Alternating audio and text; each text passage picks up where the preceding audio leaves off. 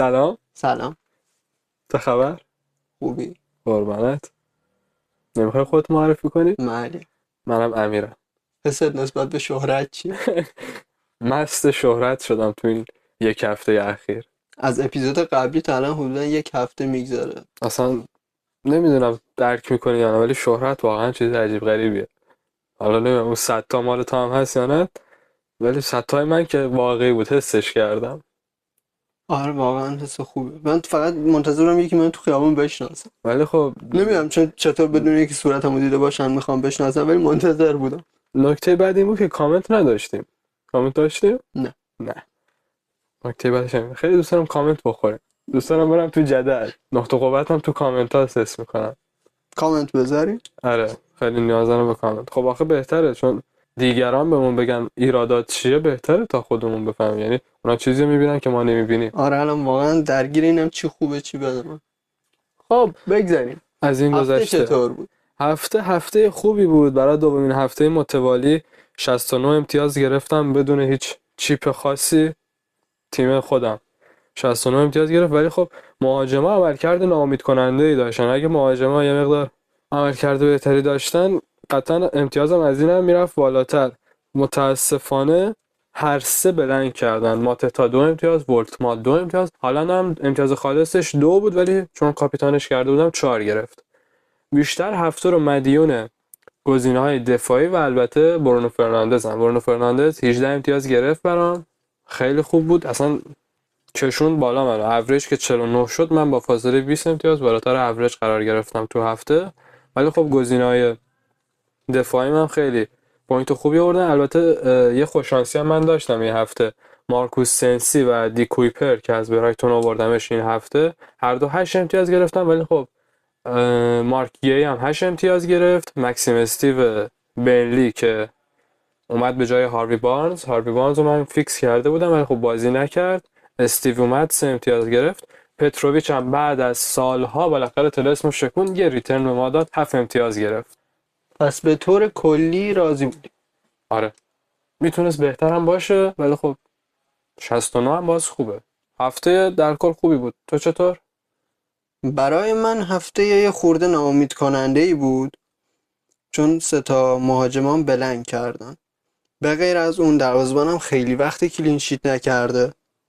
ترنسفری که زدم روفس. آره روفس از ساندرلند هنوز دروازه‌بان منه. خب دفاعام هم بورن، سنسی و گهی.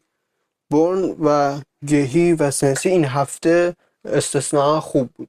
سنسی، ولی بورنو که این هفته ترنسفر کردم، گهی هم که کلا گفتم تو قلبم جا داره. مثل رایس این هفته 6 امتیاز آورد، عملکرد خوبی بود. سمنیو باز هم بلنک، ولی فعلا قصد ترنسفرش رو ندارم. و جرمی دوکا هم که علیرغم بازی خوبی که میکنه متاسفانه ریترن نداده. توی نیمکت من فندون حضور داره که این هفته اون هم استثناء 6 امتیاز گرفت و کلا هفته خوبی بود برای دفاعی من. حالا من 3 دفاعه بازی کردم و یه دونشون طبیعتا بیرون بود که خوب امتیاز گرفت. موکیله رو هم دارم که موکیله هم مثل روفس بازی رو باختن و نتونستن امتیاز خوبی بگیرن. موسلا نیمکت و صحبت طولانی در مورد محمد صلاح هست. خب اولین بازی هفته 15 شنبه بین استون ویلا و آرسنال برگزار شد و 2-1 استون ویلا تونست آرسنال ببره با گل دقیقه 99. واکنش رایا فوق‌العاده بود روی واکنش آرسنالیای اون دور و بر عالی بود. تک تکشون اگر یک کلوزاپ ازشون میگرفتن یکی از تنزترین صحنه‌های مثلا فصل رو میتونستن شکل. آره یه ویدیو، ولی رایا واقعا بی‌نظیر. یه ویدیو شپ کلوزاپ از اون بازیکن‌های آرسنال که در دروازه خودشون زانو زده بودن و معنای واقعی کلمه دیدم و صحنه جذاب بود. یعنی میدونی دل آدم خنک میشد اون صحنه رو میدید. امیلی بوئندیا دقیقه 90 و انام گل زد برای استون ویلا و 2-1 بازی رو بردن. از این نظر بده برای آرسنال که الان فکر کنم سومی یا چهارمین فصل به این شکل داره فاصلهش با تیم دوم کم و کمتر میشه. یه جایی هم که دیگه صدر جدول رو از دست میده و اصلا تایتل ریس رو به قول معروف میبازه. آره همین الان به جدول نگاه کنیم کلا توی جدول یکم تا سوم خیلی نزدیک به همن. پشت گوش هم نفس همدیگه رو حس میکنن. به جز اون تیم چهارم تا 12 هم همینطور، فقط اختلاف بکنم 3 امتیازه. به هر حال ظاهرا فیل دوباره رفته بالای درخت، اونم نه نه یه یه درخت، درخت، 2 دو تا تا درخت. درخت. آره ولی خب فرمشون تو چمپیونز لیگ که عالیه، همه بازیاشونو بردن درسته؟ آره 6 همه بازی 6 بردن، برد، 18 امتیاز تو چمپیونز لیگ که صدر جدولن. فقط هم یه گل خوردن. آره به نظر آخه آرسنال کلا این تیمی که آرتتا داره تیم تورنمنت محوریه بیشتر تا لیگ محور. ولی خب تو لیگ ظاهرا داره شاخه‌ها شکسته میشه، فاصلش با سیتی کم و کمتر میشه. استون ویلا نمیدونم میتونه تو کورس دووم بیاره یا نه، اسکواد خوبی دارن، بازیکناش هم الان رو فرمن، حالا به جز استاد واتکینز، ولی بعید میدونم بتونه پای آرسنال و سیتی تا آخر فصل بره. استون ویلا کلا خوب بوده این چند وقت اخیر، توی 5 بازی اخیرشون بردن و توی 7 بازی آخرشون هم فقط یه باخت داشتن که اون یه باخت هم جلوی لیورپول بوده. یکی از عجایب آره این تیم استون ویلا اینه که به لیورپولی باختن که شرایط خوبی نداره. به جز اون نکته‌ای که برای ما از اهمیته اینه که بازیکن هدفی به اون شکل داخلشون دیده نمیشه. با این حال بازم یه سری گزینه‌ها هستن که میشه روشون حساب کرد، از ویلا، متیکش، مورگان راجرز، حتی امیلی بوئندیا به عنوان یه هافک ارزون قیمت، حالا آنچنان نه ولی خب.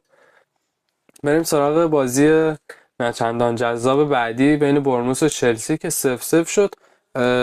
فکر کنم بهترین آماری که بهتون بدیم به بقیه اینه که کارت زرد کی گرفته. نه بذار اینو واقعا بگم، هیچی نداشت. متاسفانه بین اون همه بازی که میشد تو اون تایم دید، من رفتم بازی برنموث چلسی دیدم. آنتوان سمنیو دوباره بلنگ کرد، چلسی بعد از برد بارسا انگار نفرین شده، نتونست ببره برنموثو، از صدر تقریبا دیگه دور شد یه مقداری، هرچند با عملکرد خوبی که از چلسی توی هفته‌های اخیر بوده بازیشون جلوی آرسنال بوده. و آره کلا این بازی هم به خاطر اینکه دو تیم توی فرم خوبی نبودن از این شکل در اومد. بازی بعدی بازی لیورپول و لیدز، به چه بازی، از اون بازی‌ها که پادکست خورش خداست. بازی که اکیتیکه توش دبل کرد، سوبوسلای یه گل دیگه برای لیورپول ثبت کرد، از اون برم تاناکا دوباره مثل هفته گذشته گلزنی کرد، استچو لوین تونستن گلزنی بکنن برای لیدز. کالبرت لوین بعد تک یه گل زد بعد از سالها. تاناکا داره جز بازیکنهای محبوب میشه بین طرفدارای پریمیر لیگ، اونایی که پیلو دنبال میکنن. هفته پیش به چلسی گل زد، این هفته هم به لیورپول گل مساوی رو زد و کلا بازیکن جالبی به نظر میرسه آره خارج از بحث برخلاف فانتزی. عملکرد لیدز توی این فصل که شرایطشون توی جدول مناسب نیست، بازی‌های اخیرشون رو فقط تونستن چلسی رو ببرن و لیورپول رو مساوی کردن، از سیتی هم باختن. به خاطر همین آنچنان نمیشه روی تیمش حساب کرد. بازی بعدی بازی جذاب هفته بود بین فولان و پالاس که پالاس تونست 2-1 شکست بده با گل دقیقه آخری مارک گهی. و برمیگردیم به اپیزود قبلی که یه نکته گفتم درباره پالاس، اینکه یه نسخه رژیمی از آرسنال، کورنر زدن، دفاع گل زد و دقیقه آخر بازی رو بردن. مدافع وقتی پوینت میارن، وقتی که کورنر میزنی از رو کورنر به گل میرسی با فاصله کمی برید، دیگه چی به ذهنت میرسه به جز اینکه یه نسخه رژیمی از آرسناله؟ حتی شاید قوی تر. نمیدونم، یا آرسنال پالاس این وسطا اگه بهمون بخوره خیلی خوب میشه، جواب سوالامونو میگیریم. حالا از این گذشته پالاس به خاطر اسکواد نحیفی که داره همینطوری پشت سر هم مصدوم میده. سار مصدوم شد، مونوز هم مصدوم شده، اونم مصدومیت بعد 2-3 ماه نیستش. بریم اون ور زمین سمت فولامیا که اونا هم گزینه خوب کم ندارن. اصلا فیکسچر فولام که ببینی سبزه، اصلا ریت 2 برای فولام تو 3 تا هفته آینده. هری ویلسون براشون گل زد، گزینه سوپر دیف این چند هفته اخیر فوتبال فانتزی. به نظرم درباره هری ویلسون میشه صحبت کرد، درباره ایووبی، چوکبوزه، حتی امیل اسمیت رو هم میشه صحبت کرد، ولی به نظرم ویلسون جا داره که یه سری نکات دربارهش بگیم. ویلسون به خاطر اینکه این 3 هفته اخیر طبیعتاً به خاطر 26 امتیازی که توی این 3 هفته گرفته، جلوی تیم‌های خوبی هم گرفته، یعنی جلوی کریستال پالاس، منچستر سیتی و تاتنهام این امتیاز رو گرفته، گزینه محبوب تری از فولام و به نظرم الان وقتشه که در موردش صحبت کنیم. گزینه‌های دیگر رو میشه موکول کنیم به وقتی که حالا یه عملکرد خارق‌العاده از خودشون نشون بدن یا بیشتر از این جلو بریم. این هفته گزینه‌ای که از فولام مطرح شد و خیلیا به سمت مالکیتش رفتن هری ویلسون بود که قیمتش قیمت فوق‌العاده‌ای نسبت به امتیازی که میگیره و یه طورای رقیب دوزبری هال حساب میشه توی قیمت که تقریبا 5 میلیون قیمت دارن. ویلسون 5.2 و دوزبری هال 5.1 و مالکیت جفتشون هم پایینه. برنلی که توی این هفته ها نتونسته چیز خوبی از خودش نشون بده، بازی بعدی فولامه. بعد از اون ناتینگهام فارستیه که باز هم فرم خوبی نداره. وست هم تنها رقیبیه برای فولام که یه خورده وضع بهتری از دو تیم قبلی داره. این میشه برنامه 3 هفته آیندهش و یه جایی وارد یه برنامه سختی میشه که کریستال پالاس، لیورپول و چلسی توی 3 هفته متوالی با فولام بازی دارن. نظر تو چیه؟ به نظر به خاطر 3 هفته بازی آسون میتونیم از هری ویلسون استفاده کنیم یا نه؟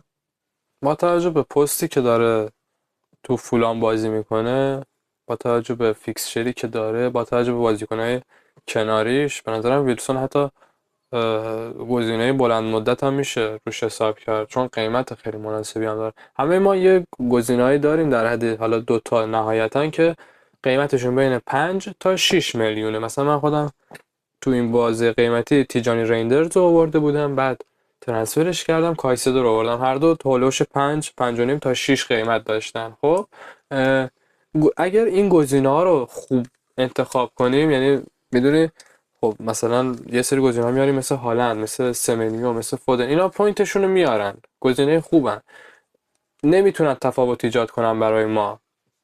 میخوام اینو بگم که ویلسون جزء بازیکناییه که میتونه تفاوت رنگ رو برای تو ایجاد بکنه. امتیازش اگر به دست بیاد، اگر پوینتش درشت بشه، میتونه برای تو افزایش رنگ ایجاد بکنه، حتی اگر کاپیتانش بکنه. این هفته اصلا بحث بود که هری ویلسون هم کاپیتان بشه. از این بابت به نظرم میشه حتی به عنوان گزینه بلند مدت هم ازش استفاده کرد. بازی بعدی که هست و بازی روز دوشنبه هست، بازی یونایتد و وولز بود. عجب بازی پربرکتی بود، عجب بازی پربرکتی بود. برونو فرناندز 2 تا گل زد، یه اسیست، 18 امتیاز گرفت برونو فرناندز.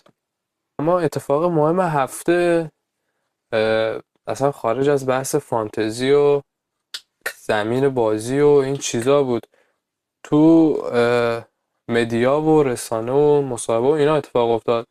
مصاحبه عجیب غریب محمد صلاح علیه تیم، باشگاه و در رأسشون آرنه اسلات که اصلا عجیب غریب فضای اطراف لیورپول رو تحت شعاع قرار داده.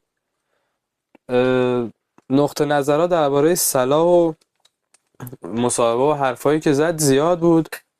به تبع بعضی حق رو به صلاح میدادن، بعضی به اسلات، بعضی اصلا هیچ کدوم. میگفتن برای لیورپول خوبه، برای لیورپول بده، برای تیم بده.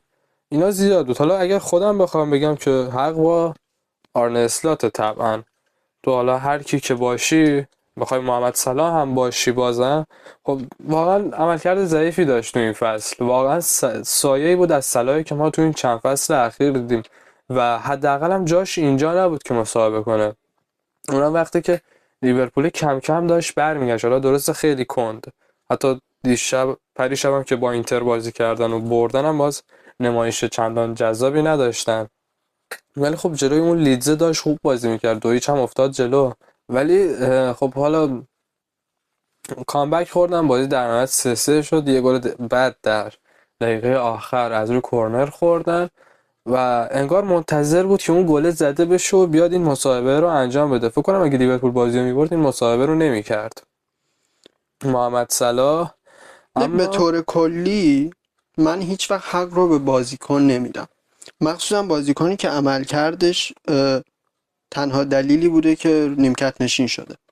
محمد صلاح این فصل همونطور که گفتی عملکرد خوبی نداشت و تقریبا میشه گفت یه چیز طبیعیه که توی تیمی که کیفیت خودش رو توی سالهای زیادی نشون داده، وقتی یه افتی شکل میگیره، طبعا اون بازیکنی که از بقیه بهتره بیشتر به چشم میاد کاری که نمیکنه. مثلا اگر مهاجم باشه گلزنی نکنه، خیلی بیشتر به الان چشم میاد. حتی فندایک هم داره به چشم میاد، ولی آره دقیقا گزینه بعدی فندایک بود که فندایک هم واقعا هم نتونسته عملکرد عملکرد بدی خوبی داره داشته باشه. فندایک حالا از نظر عکس دفاعی، ولی خب داریم میبینیم که کارش داره انجام میده.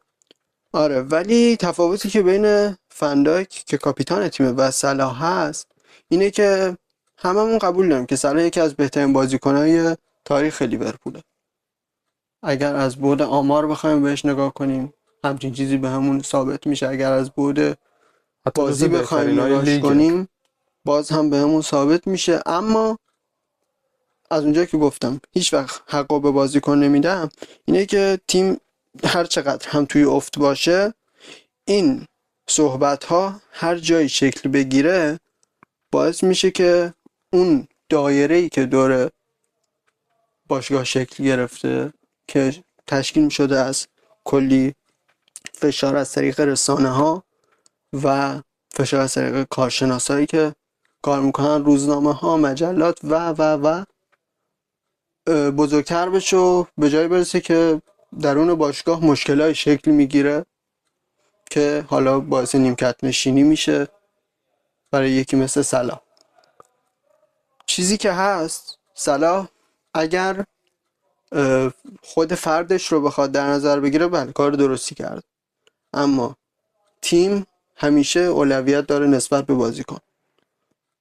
وقتی میبینه تیم نتیجه نمیگیره، به جای اینکه بیاد اون دایره رو گسترش بده و بخواد فشار رو روی تیم بیشتر کنه، باید سعی کنه آرامش بده. آرامش هم نمیخواد بده، حداقل این حجمه رو به تیم وارد نکنه. به اینه هر که من حال اصلا حق رو به صلاح نمیدم. به نظرم طبیعتا چیزی که تکرار شد 2 سال پیش هم میخواستم اواخر همینو دوره بگم. یورگن کلوپ این اتفاق افتاد که نتیجهش هم باز آره نیمکت میخواستم نشینی همینو بود. بگم، یعنی سلا در حق یورگن کلوپی که صلاحی که داریم میبینیم کار یورگن کلوپ دیگه. حتی در حق اون کلوپ هم یه همچین مصاحبه هایی انجام داد. و نکته منفی دیگه درباره صلاح اینه که الان صلاح جز بزرگای اون تیمه دیگه، در واقع کاپیتان دوم سوم اون تیم محسوب میشه. بعد از فندایک دیگه نفر دوم باید صلاح باشه طبیعتا. فندایک، رابرتسون، صلاح، این سه نفرم. و خب اینکه تو شرایط سخت، شرایط بحرانی تیم خودت تو جدا ببینی و فکر کنی همه دارن تقصیر گردن تو میندازن هم واقعا عجیبه. چون درسته صلاح اون فرم فصل پیشش و فصول گذشتهشون نداشت، ولی آنچنان هم که مثلا خودش با پیاز داغ زیاد مصاحبه کرد که دارن منو تارگت میکنن، دارن منو هدف میکنن، واقعا نبود. یعنی اگر اومد که صلاح مثلا شرایط برای خودش تغییر بده که میتونم بگم گند زد. اصلا تو صحبتامون هم اصلا گفتم که جو قبل از مسابقه صلاح و با توجه به نتیجه‌ای که پیش اومد بر علیه اسلات بود. اصلا کسی کاری به صلاح نداشت یا حتی بازیکنهای دیگه. جو بر علیه اسلات بود. حتی ممکن بود اگه مثلا جلو اینتر نتیجه نگیرن به اخراج هم نزدیک بشه تا حدودی، چون دیگه 10-12 تا بازی که نبرده بودن. یه ویلا رو بردن، بعد اون باز چند تا نتیجه ضعیف و برد خفیفی که سه‌شنبه جلو اینتر گرفتن. ولی این مسابقه رو که صلاح کرد اصلا جو برگشت. فکر کنم حتی تو خود باشگاه، بین مدیرا، بین بازیکنهای دیگه و رسانه‌های خود لیورپول، هوادارهای لیورپول، رسانه‌های دیگه، جو علیه صلاح کرد در آره واقع. برای اصلاح بهتر شد دیگه. آره الان در واقع من دارم میبینم یه اتحادی پشت اسلات شکل گرفته که حتی فکر کنم لیورپول رو بتونه برگردونه. اینتر رو بردن، فیکسچرشون هم داره خوب میشه، داره بهتر میشه تو لیگ. درسته حالا حالا خصوص که نزدیک نیم فصل اول هم هستیم که به پایان برسه، میتونه توی اون وقفه‌ای که ایجاد میشه تیم آره شرایط خودش رو بهتر کنه. اصلا خود صلاح داره میره از اون جو لیورپول خارج میشه، از تمرینات خارج میشه. فکر کنم صلاح برگرده دیگه باید به فکر عربستان و آمریکا و همینو میخواستم بگم. PIF دوباره شروع کرده به روند چند سال پیش خودش برگشتن و اینکه ژانویه نزدیک، فصل نقل و انتقالات بین فصل داره میرسه و همیشه هم تونستن بازیکنهای بزرگ رو توی مخصوصا زمستون بگیرن از تیم‌های بزرگ. و صلاح من خیلی احتمالش رو کم میدونم، ولی چیزی که اتفاق افتاده و عربستان دوباره به فکر خریدن ستاره افتاده. با توجه به صلاح دمدمی مزاجی که میبینیم بعیدم نیست تو ژانویه ترک کنه لیورپول و به هر حال یه بمب خبری بود تو هفته‌ای که گذشت. هفته رو تحت شعاع قرار داد. داشتم پادکست اف سی رو گوش میدادم و تیتر این بود که صلاح یا صلاح لیورپول. به نظرم هیچ کدوم، نه صلاح بود این مصاحبه، نه صلاح لیورپول. صلاح اصلاح شد. اصلا اگر میخواست یه حرکتی کنه بر علیه اصلاح، باید 100% برعکس این حرکت رو انجام میداد. واقعا اگه هیچ کاری نمیکرد فکر کنم تا الان اصلاح رفته بود، همه چی وفق مراد صلاح شده بود. ولی خب من بعید میدونم. این اینم چیز بگم به از عنوان نکته لیورپول آخر، نمیبینم. آخرین چیزی که میخوام بگم، فکر نکنم دیگه دل لیورپولیا هم باهاش صاف میشه. حالا من که زیادم باشون، یعنی دور و برم آدمی نمیبینم که هوادار لیورپول باشه. به عنوان نکته آخر بخوام درباره صلاح و لیورپول بگم، این که فکر کنم دیگه دل لیورپولیا هم با صلاح صاف نشه. بعد این مسابقه انتظار یه فداکاری، انتظار یه بزرگی کردن از صلاح داشتم، ولی خب صلاح نشون داده که آدم این کارا نیست. خب میریم سراغ بخش دوم، جایی که قراره به گیم ویک 16 بپردازیم. این که چه بازیهایی در انتظارمونه و قراره چه کار کنیم. از روز شنبه شروع میکنیم، جایی که چلسی با اورتون بازی داره، لیورپول برایتون، برنلی فولام، آرسنال و وولز، کریستال پالاس و من سیتی، ناتینگهام فارست تاتنهام، دربی تاینی ور که در موردش صحبت مفصل داریم، وست هم و استون ویلا، برنتفورد لیدز و بازی آخر هم بین منچستر یونایتد و بورنموث. از بازی چلسی اورتون شروع میکنیم، بازی که به نظر برای اونایی که گزینه از اورتون دارن مهمه، مثل خودم. خواستم بگم برای هیچ کس مهم نیست، ولی نه دارم برای بعضیا مهمه، چون دوزبری هال بازی میکنه تو اورتون. برات سورپرایز دارم، من پیکفورد آوردم. پشما بعد موقعی آوردش. البته خبر از فیکسچر اورتون ندارم به طور کلی، ولی پیکفورد از اونجایی که سیو زیاد داره تو هر بازی به نظرم گزینه بدی نیست. قیمتش هم خوبه، حداقل از پتروویچ و امثالمون بهتره، چون میدونم که سیو داره تو هر بازی، حداقل پوینت سیو میتونه بیاره. میخوام روی هر بازی اسم بذارم. بازی بعدی نبرد بندره، لیورپول و برایتون. لیورپولی که اوضاعش رو همه میدونیم و برایتونی که من حداقل در موردش نمیدونم. این بازی برات مهمه یا نه؟ من گزینه از لیورپول دارم، گزینه از برایتون. کلی بگو. نگاهش هم نمی‌کنم، حتی بنظرم بازی چلسی اورتون برام واقعا قشنگ‌تره. حتی اگه فانتزی هم نداشتم اورتون چلسی می‌دیدم. بازی لیورپول برایتون برام مهمه. میخوام ببینم لیورپول میبره یا نه. به خاطر از صلاح کینه گرفتی. از صلاح، آره، میخوام ببینم فرم تغییر میکنه یا نه. برایتون هم تیمیه که اگر فشار بذاری روش میشه بردش. برام واقعا بازی مهمیه، میخوام ببینم چند. برنلی و فولام، بازی تقریبا ته جدولی. برنلی وضعیت خوبی نداره، فولامی که گزینه زیاد داره. تقریبا ته جدولی، آره، ولی خب فولامه یه طوری داریم دربارش صحبت میکنیم و صحبت میشه که انگار یه تیم بالا جدولیه، گزینه ازش زیاد میاد رو میز، فیکسچرش خوبه. این طبیعت فانتزیه. شما تیمت همیشه هم به بازه، وقتی بازی 2 تا گل بزنی قطعا یه سریا که اون بازیکن‌ها داشتن راضی میشن ازت. و الان میبینیم جلوی سیتی 4 تا گل زدن، جلوی چلسی 3 تا گل زدن و توی این هفته‌های اخیر مخصوصا بازی خوبی داشتن. فکر کنم با تاتنهام 2-0 شد بازیشون. یاد ندارم. بازی بعدی اختلاف طبقاتیه. گفتم میخوام اسم بذارم. بازی بعدی اختلاف بازی طبقاتیه. قبلی چی بود؟ فولام برنلی بود. نه اسمش چیه بازی؟ تقریبا قرار جدولی. این بازی اختلاف طبقاتیه، تیم اول با تیم 20، تیمی که 23 امتیاز داره و تیمی که فقط 2 امتیاز داره. فکر کنم طبیعی باشه که آرسنال ببره، اما به نظرت از لحاظ فانتزی کدوم گزینه‌ای به جز مرینو برای آرسنال گلزنی میکنه؟ گزینه که دکلن رایس، بوکایو ساکا و تیمبر اگه بازی کنه.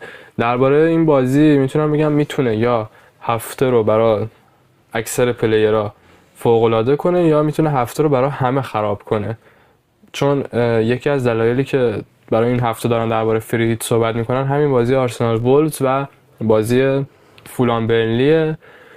2 تا بازی خوب برای 2 تا تیم خوب که گزینه هم زیاد ازشون هست و به هر حال سرنوشت فری هیتو برای اونایی که دارن فریتو و میخوان استفاده کنن این دوتا بازی مشخص میکنه دیگه.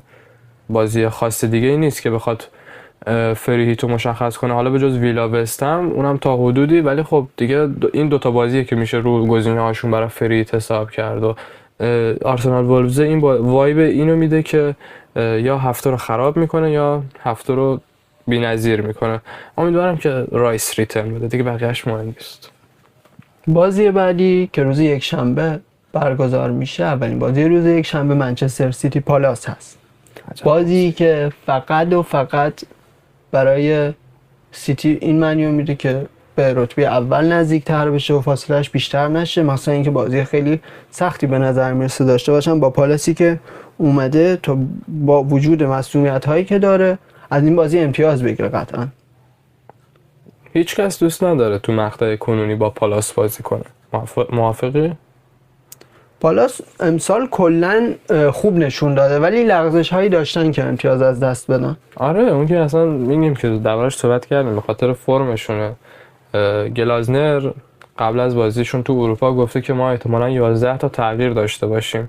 حالا احتمالاً با اکثر بازیکن‌های اصلیش یک شنبه جلو سیتی آره حاضر میشه. استراحت کافی رو بهشون داده تا با بازی سیتی. آره از این لحاظ میگم که بازی سختیه برای سیتی و اگه امتیاز از دست بده و ویلا بازیشو ببره، احتمال اینکه ویلا در پایان هفته 16 رتبه 2 رو از سیتی هم بگیره زیاده. از این بابت بازی هم برای سیتی مهمه هم برای استون ویلا. بازی بعدی ناتینگهام فارست و تاتنهام. فرم ژاوی سیمونز این هفته اخیر خیلی ها رو به خودش نزدیک کرده. ناتینگهام فارستی که هنوز نتونسته خودش رو پیدا کنه. به نظرم تاتنهام میتونه این بازی رو راحت ببره از ناتینگهام. فکر نکنم هفته سختی باشه برای تاتنهام با توجه به ناتینگهامی که ما داریم میبینیم. از یه بازی پرش میکنیم. بازی بعدی وست هم استون ویلا. این دو تیم نبرد رنگ دارن. کیتا شبیه هم، مختصر و مفید فقط برای کسی که اینجا کیت درست میکنن. قطعا قرار رنگی رو ببینید که اذیت بشین. رنگ سفید و آبی و بنفش قرار چشتون رو بزنن. اصلا ترکیب رنگاشون خوشم نمیاد. از نظر فوتبالی نمیخوایم بازی رو مارک کنم. آبی و جیگری، اصلا آبی آسمونی و جیگری خیلی تو چشه، خیلی تو ذوق میزنه. ولی حالا جدا از اون استون ویلا براش مهمه که این بازی رو حتما ببره چون پشت سر سیتی قرار داره که اون هم پشت سر آرسنال قرار داره. کی پشت سر آرسنال کی پشت سر کیه؟ سه تیم اول خیلی امتیازشون به هم نزدیکه و به خاطر همین براشون مهمه. اما استون ویلا نسبت به تیم چهارم یه راه نفس داره ولی به نظر این بازی رو میبرن. بس هم فرم خوبی این هفته های اخیر از خودش نشون داده برخلاف اوایل فصلش که کلی امتیاز از دست داد، ولی این بازی برای استون ویلاست. بازی بعدی هم بازی برنتفورد لیدز. من اینجا برای بقای تییاگو اسم گذاریش میکنم. تییاگو اینجا باید خودش رو به من نشون بده. یعنی من میخواستم تییاگو رو بیارم این هفته دست نگه دارم. آخه این حرفی که تو زدی الان دو دلم کرد، چون به نظرم تییاگو دیگه خودش ثابت کرده. حالا درسته چند هفته افت کرده، آره هنوز هم جزو بیشترین درخواستاست. آره و به نظرم یعنی ماتتا رو با تییاگو که مقایسه میکنم اولا یه فاصله 1 میلیونی میبینم، بعد فرمو که میبینم میگم اصلا فرمو بذار کنار، بازی ماتتا رو که میبینم میگم این مهاجم واقعا نمیتونه گل بزنه. خیلی از گلزنی دوره ماتتا. حالا نمیدونم چرا ماتتا هنوز یه بدی که داره اینه که گزینه تعویضی توی تیم خودش هم نتونسته خودش رو به تثبیت برسونه. آره و اولا 1 میلیون بودجه بهم میده اگه ماتتا رو خارج کنم و تییاگو رو بیارم و اینکه امیدم به تییاگو برای گلزنی بیشتره. الان دیگه بعد از هالند تییاگو نفر دومه تو جدول گلزنا و فکر نمی کنم این فرصت آخر تییاگو حداقل برای اکثر پلیرها باشه. بازی خوبی هم خورده بهش، میتونه برگرده به روند گلزنی. آره و بازی بعدی هم که روز دوشنبه انجام میشه یونایتد و بورنموث. بازی که من خودم به شخص فکر میکنم بورنموث میتونه از این بازی امتیاز بگیره.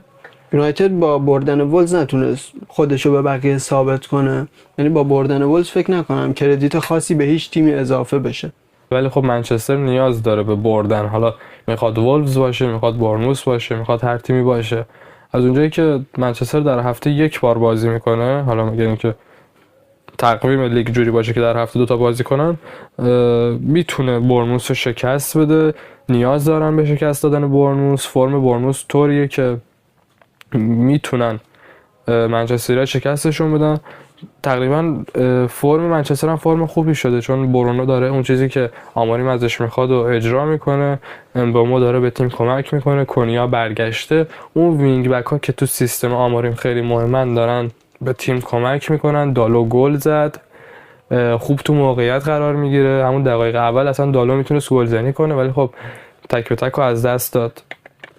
نکته نظرهایی که در مورد یونایتد میدی، از اونجایی که میدونم طرفدارش نیستی، این حس رو به من میده یاد یه میم میافتم. نوشته بود که مطمئن هر پسری تقریبا مطمئنه که اگه یه روزی منچستر یونایتد رو به عنوان سرمربی گردن بگیره میتونه قهرمانش کنه و خیلی دقیق نکته نظر میگی در موردش. این از اون نظر منو یاد این انداخت. و بازی که ازش پرش کردیم بازی ساندرلند و نیوکاسل. داستان پریدنمون رو از این بازی بگو که صحبت مفصل در موردش فکر کنم داریم.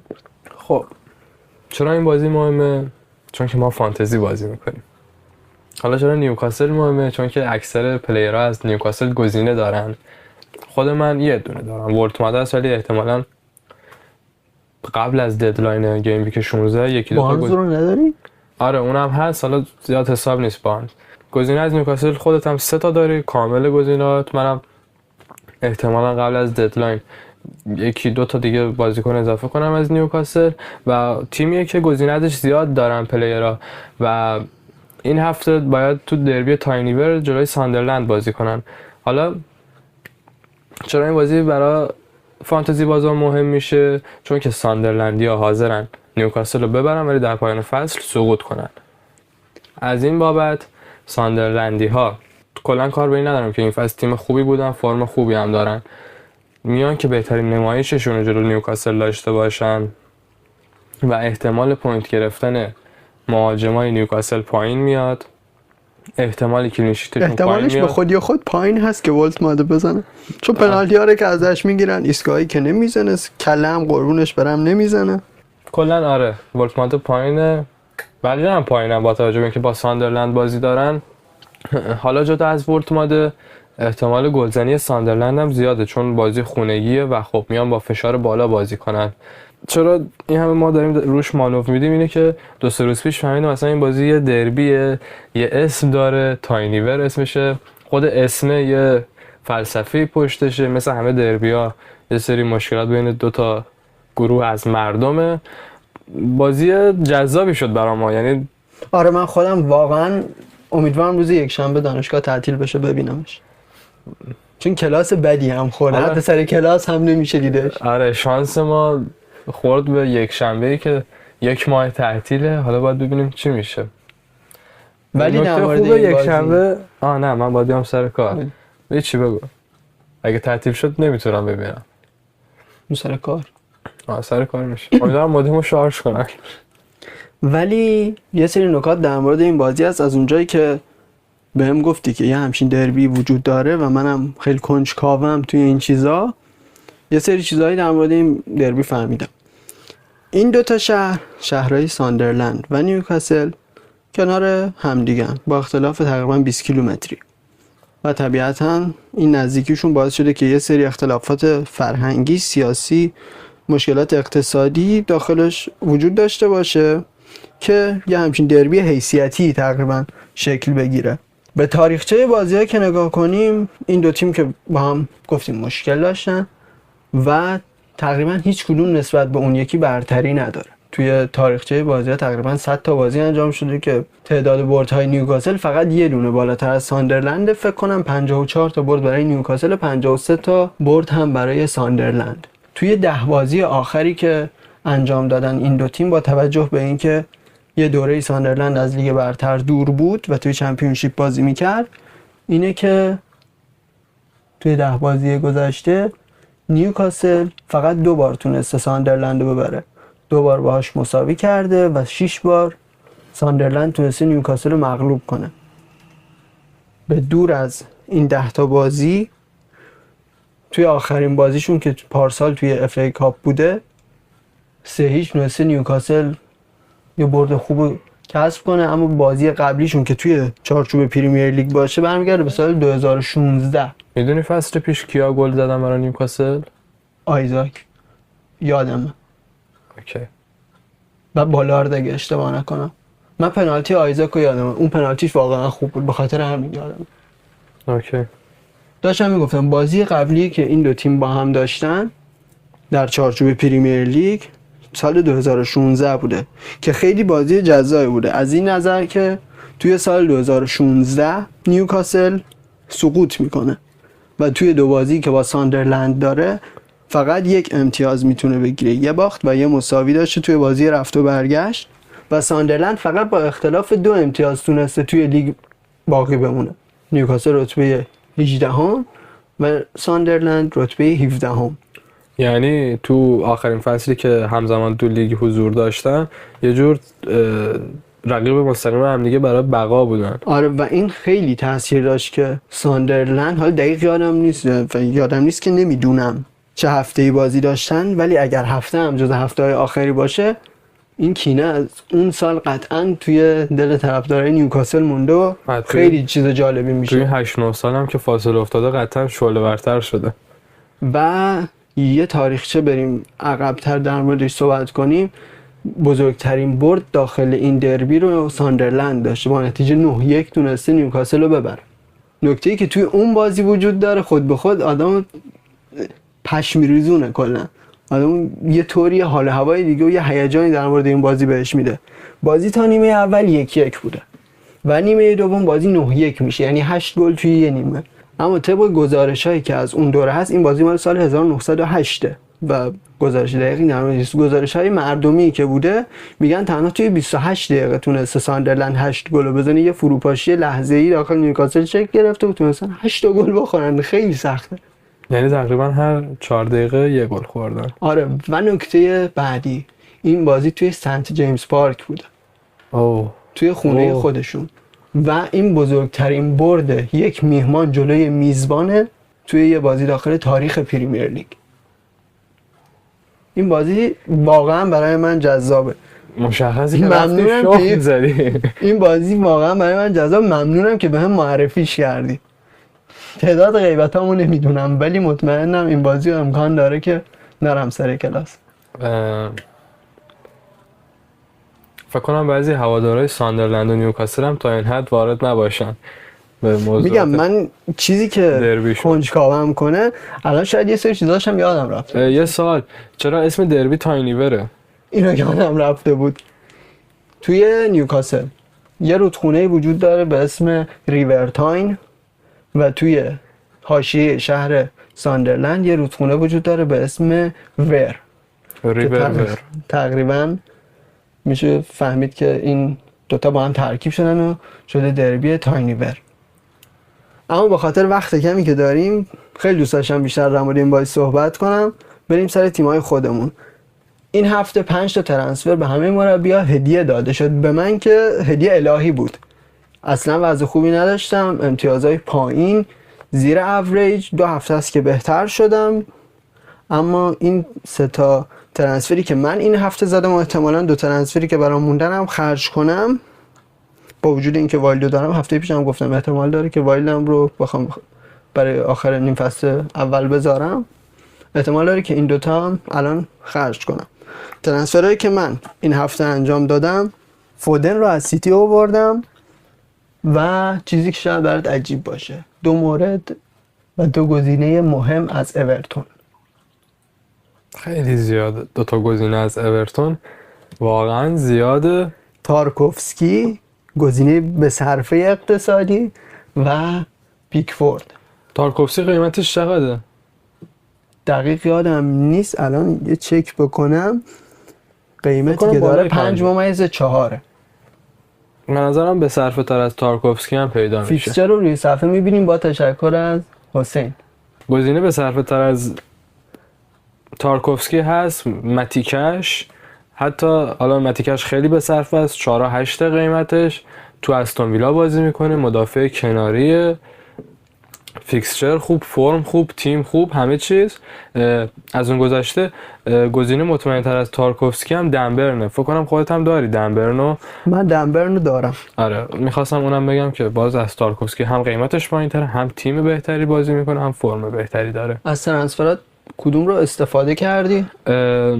شاید باورت نشه 5 تا هم جوابگو مشکلات تیم من نبود. یعنی با اینکه وایلدت هم زدی هنوز تیمت خرابه، بالای 60 امتیاز داری میگیری دیگه، چی میخوای مرد؟ راضی نیستم. مثلا ببین خب گابریل مصدوم، رایس زرد شده، هاری بارنز بازی نمیکنه، کایسدو مدت هاست نیستش، فکر کنم فوتبال یادش رفته. یه فکت ناراحت کننده بهت بگم. بگو. بالاترین امتیازی که تو فارمز لیگ گرفته شده توسط من بوده. چند؟ 80 امتیاز. 80 تا این فصل. بالاترین امتیازی که من گرفتم تو این فصل فکر کنم 73 یا 4 بوده. یه بار فصل پیش نزدیک به 100 شدم. حالا بگذاریم. آره تیمم با 5 تا ترنسفرم اوکی نشد. یعنی داشتم ترنسفر میزدم دیدم یه منفی 4 اومده بالا، گفتم واقعا یعنی 5 تا ترنسفرم یعنی کمکم اینقدر. آره یعنی اینقدر با 69 امتیاز تو 2 هفته متوالی اینقدر مشکل داشتن تو تیم، عجیبه. تو خط دفاعی که گفتیم تقریبا تو 3 تا گزینه خوبم معرفی کردیم، دنبرن، ماتیکش و تارکوفسکی. ترنسفر دیگه تو دفاع نداشتی؟ من ترنسفر دیگه تو دفاع نداشتم، ولی گفتم 2 تا ترنسفر رو فعلا سیو دارم. یه سال ببخشید کیو خارج کردی؟ من الان اگه دقیق یادم باشه، الان یه تقلب باید بگم، دقیق یادم نیست. من موکیلا رو خارج کردم، روفس رو خارج کردم، فندون هم خارج کردم. من مارکوس سنسی رو خارج کردم و مکسیم استیو. مکسیم استیو واقعا جا داشت من بهش وفادار بمونم، با توجه به قیمت زیر 4 میلیونش پوینت به اندازه خودش می آورد، ولی خب من خیانت کردم بهش. فکر می‌کردم واکنش نشون میده، به خاطر همین نگفتم، به اشتباه گفتم. می‌خواستم واکنش بدم. من محمد صلاح انداختم، به موکیلا رو نگه داشتم. اون که بحثش شده بعد بهش میرسیم تو خط هافک. ولی خب من به مدافع مورد علاقه‌ام تو این فصل هم خیانت کردم و دنبرن و ماتیکش اینم بگم هنوز ترنسفرامو سیو نکردم، ولی احتمال 99% همینان. این از دفاع. بریم سراغ خط هافبک. یه جورایی کار فانتزی بازا تو این خط سخته، برخلاف اول فصل که هیچ گزینه‌ای پیدا نمی‌شد. الان فیکسچر و فرم بازیکن‌ها جوری شده که یعنی مقدار انتخابات سخت شد. یعنی ما از یه تیم که سیتی باشه تقریبا 4 تا گزینه داریم، دوکو، سیلوا، حالا سیلوا کمتر ولی دوکو، فودن و رایان شرکی گزینه است. خود فولام هری ویلسون، چوکوزه. فکر کنم هفته پیش من اشاره کردیم به این موضوع که سیتی الان گزینه دفاعی ازش آوردن خوب نیست. گند زدیم. 2 تا دفاعی گل زدن ولی واقعا گل خوردنشون خوبه. از اون طرف توی خط حمله و حالا خط هافبک، مخصوصا هافبک هایی که سمت هجوم بازی میکنن، من الان هم دوکو هم فودن رو همزمان دارم و خیلی بهشون اتفاقا امیدوارم، مخصوصا توی بازی با کریستال پالاس. به نظرم حداقل یکیشون موفق به ریترن دادن میشه، ریترن خوب منظورم من. آره ولی میخوای ترکیب تو برای هفته آینده بگی که یا آماده نیست؟ گفتم که هنوز ترنسفرامو سیو نکردم، ولی خب آره تو پست گلر تغییری نمیدم. همون پتروویچه که با منچستر بازی داره، احتمالاً دوباره برمیگرده به روند قبلش، پوینت نخواهد آورد. ترکیبم برای هفته آینده دنبرن، ماتیکش و آقای مارک گیی. خط هافبک فیل فودن، برونو فرناندز، هری ویلسون و دکلن رایس. خط حمله هم ولتمات، هالند و ایگور تییاگو. نکته درباره هفته آینده نیست؟ نه دیگه، تمام در مورد همه چی تقریبا صحبت کردیم. امیدوارم بخش دوم خوبی شده باشه. این بود اپیزود شماره 2 پادکست ما. بخش دومش آره جا داره اینجا یه تشکر بکنیم از حسین عزیز که تماما کارهای گرافیکی ما رو گردن گرفته. تو اپیزود قبلی بهش اشاره نکردیم ولی خب تمام اون جلوه‌های بصری ما کار حسینه دیگه، تماما با اونه. یه تشکر ویژه ازش.